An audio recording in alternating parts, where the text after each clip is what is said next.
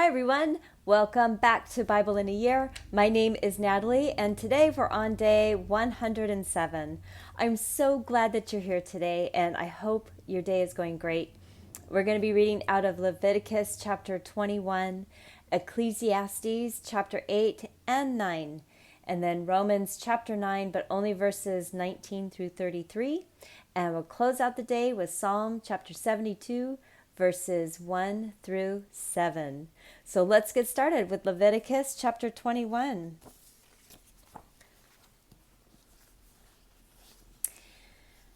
Yahweh said to Moses, "Speak to the priests and the sons of Aaron and say to them, a priest shall not defile himself for the dead among his people, except for his relatives that are near to him, for his mother, for his father, for his son, for his daughter, for his brother, and for his virgin sister who is near to him, who has had no husband. For her he may defile himself. He shall not defile himself, being a chief among his people, to profane himself. They shall not shave their heads or shave off the corners of their beards, or make any cuttings in their flesh. They shall be holy to their God, and not profane the name of their God, for they offer the offerings of Yahweh made by fire, the bread of their God. Therefore they shall be holy. They shall not marry a woman who is a prostitute or profane. A priest shall not marry a woman divorced from her husband, for he is holy to his God. Therefore you shall sanctify him, for he offers the bread of your God. He shall be holy to you, for I am Yahweh, who sanctify you. I am holy. The daughter of any priest, if she profanes herself by playing the prostitute, she profanes her father. She shall be burned with fire. He who is the high priest among his brothers, upon whose head the anointing oil is poured, and who is consecrated to put on the garments, shall not let the hair of his head hang loose, or tear his clothes. He must not go into any dead body, or defile himself for his father or for his mother. He shall not go out of the sanctuary, nor profane the sanctuary of his God, for the crown of the anointing oil of his God is upon him. I am Yahweh. He shall take a wife in her virginity. He shall not marry a widow, or one divorced, or a woman who has been defiled, or a prostitute. He shall take a virgin of his own people as a wife. He shall not profane his offspring among his people, for I am Yahweh, who sanctifies him. Yahweh spoke to Moses, saying, "Say to Aaron, none of your offspring throughout their generations who has a defect may approach to offer the bread of his God. For whatever man he is that has a defect, he shall not draw near. A blind man, or a lame, or he who has a flat nose, or any deformity, or a man who has an injured foot, or an injured hand, or hunchbacked, or dwarf, or one who has a defect in his eye, or an itching disease, or scabs, or who has damaged testicles. No man of the offspring of Aaron, the priest, who has a defect shall come near to offer the offerings of Yahweh made by fire. Since he has a defect, he shall not come near to offer the bread of his God. He shall eat the bread of his God, both of the most holy and of the holy. He shall not come near to the veil, nor come near to the altar, because he has a defect, that he may not profane my sanctuaries, for I am Yahweh, who sanctifies them." So Moses spoke to Aaron and to his sons and to all the children of Israel.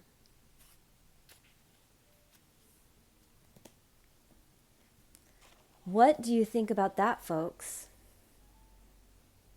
What do you think about that? You want to know what I think about that? This is what I think about that. This whole paragraph, specifically, starting at verse 16, where we go through all the deformities of people who cannot come for offering.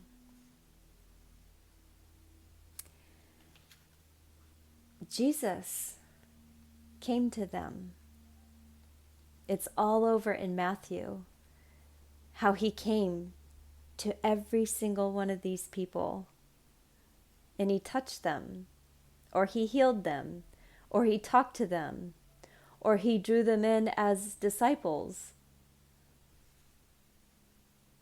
This just proves my point that when we are reading Leviticus, this is history, and this is what God would have for our lives.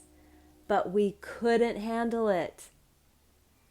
And so he brings Jesus to bring us all into the fold, no matter what.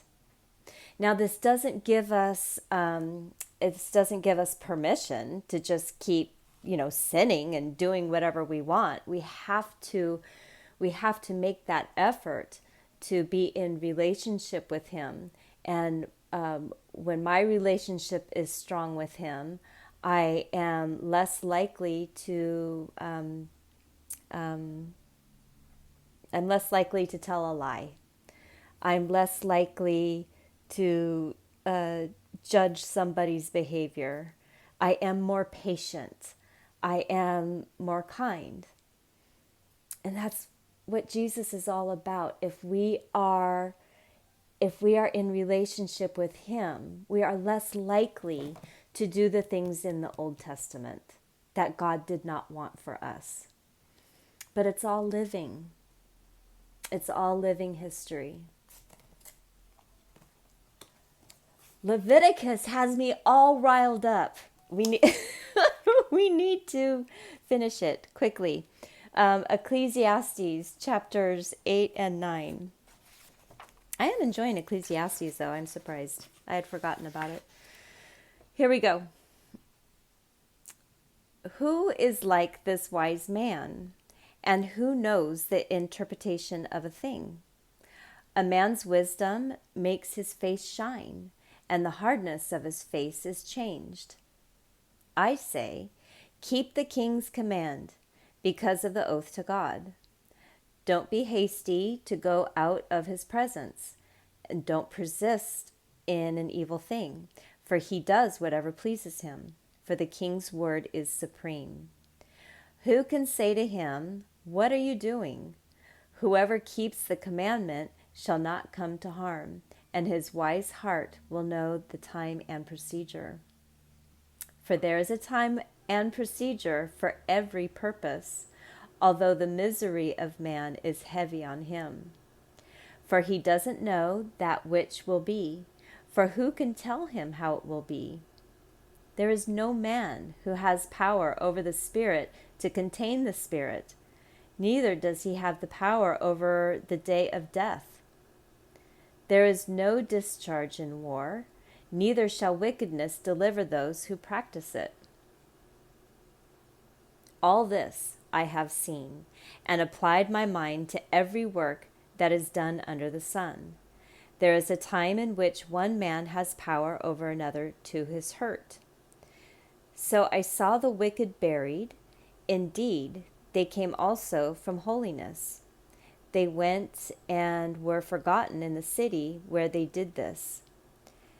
This also is vanity, because sentence against an evil work is not executed speedily. Therefore, the heart of the sons of men is fully set in them to do evil. Though a sinner commits crimes 100 times and lives long, yet surely I know that it will be better with those who fear God, who are reverent before him. But it shall not be well with the wicked, neither shall he lengthen days like a shadow, because he doesn't fear God. There is a vanity which is done on the earth, that there are righteous men to whom it happens according to the work of the wicked. Again, there are wicked men to whom it happens according to the work of the righteous. I said that this also is vanity. Then I commended mirth, because a man has no better thing under the sun than to eat, to drink, and to be joyful, for that will accompany him in his labor all the days of his life, which God has given him under the sun. When I applied my heart to know wisdom and to see the business that is done on the earth, even though my eyes see no sleep day or night, then I saw all the work of God, that man can't find out the work that is done under the sun, because however much a man labors to seek it out, yet he won't find it. Yes, even though a wise man thinks he can comprehend it, he won't be able to find it. Chapter 9. For all this I laid to my heart, even to explore all this, that the righteous and the wise and their works are in the hand of God. Whether it is love or hatred, man doesn't know it. All is before them. All things come alike to all. There is one event to the righteous and to the wicked, to the good, to the clean, to the unclean, to him who sacrifices, and to him who doesn't sacrifice. As is the good, so is the sinner, he who takes an oath as he who fears an oath.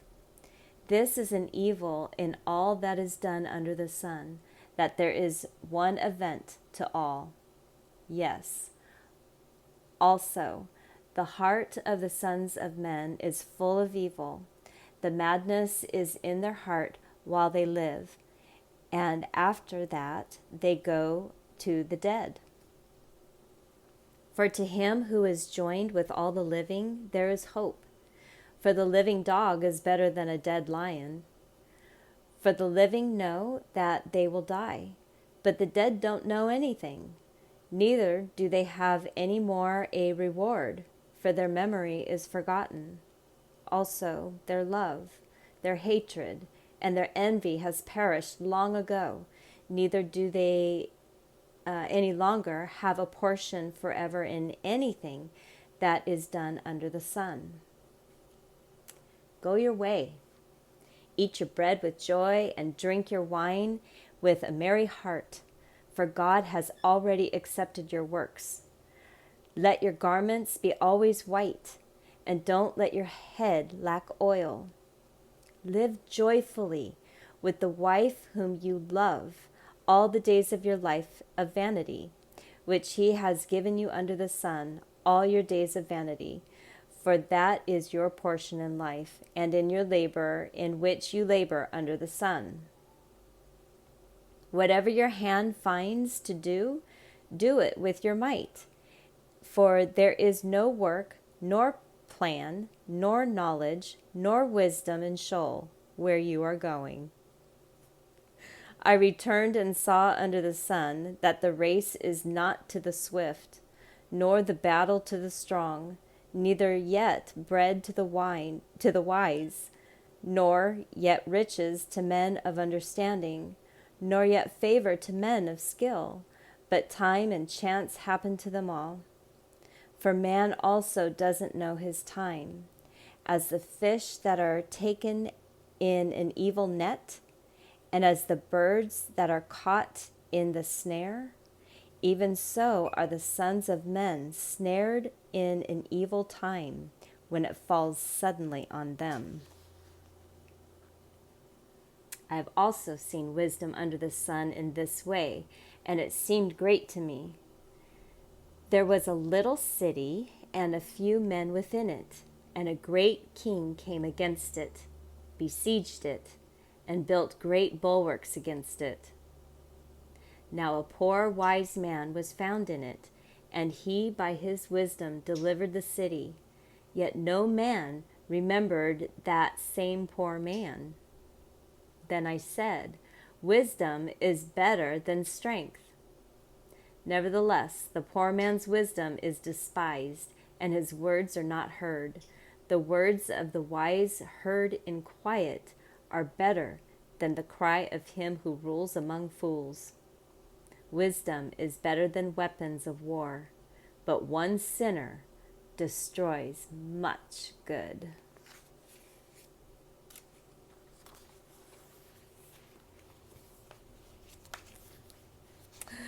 All right, moving into Romans chapter 9, verses 19 through 33. Where are you, 19? There you are. Here we go. You will say then to me, why does he still find fault? For who withstands his will? But indeed, O man, who are you to reply against God? Will the thing formed ask him who formed it? Why did you make me like this? Or hasn't the potter a right over the clay, from the same lump to make one part a vessel for honor and another for dishonor? What if God, willing to show his wrath and to make his power known, endured with much patience vessels of wrath prepared for destruction, and that he might make known the riches of his glory on vessels of mercy, which he prepared beforehand for glory? Us, whom he also called, not from the Jews only, but also from the Gentiles. As he says also in Hosea, I will call them my people, which were not my people, and her beloved, who was not beloved.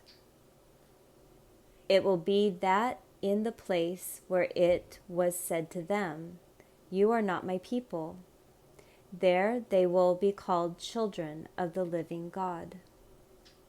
Isaiah cries concerning Israel, if the number of the children of Israel are as the sand of the sea, it is the remnant who will be saved.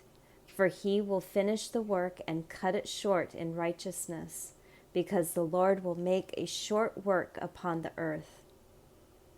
As Isaiah has said before, unless the Lord of armies had left us a seed, we would have become like Sodom, and would have been made like Gomorrah. What shall we say then? That the Gentiles who didn't follow after righteousness attained to righteousness, even the righteousness which is of faith. But Israel, following after a law of righteousness, didn't arrive at the law of righteousness. Why? Because they didn't seek it by faith, but as it were by works of the law. They stumbled over the stumbling stone, even as it is written, behold, I lay in Zion a stumbling stone and a rock of offense, and no one who believes in him will be disappointed. Wow. There it is. All right, Psalm 72, verses 1 through 7. All right. This is by Solomon. God, give the king your justice, your righteousness to the royal son. He will judge your people with righteousness and your poor with justice. The mountains shall bring prosperity to the people. The hills bring the fruit of righteousness. He will judge the poor of the people. He will save the children of the needy, and will break the oppressor in pieces. They shall fear you while the sun endures, and as long as the moon throughout all generations.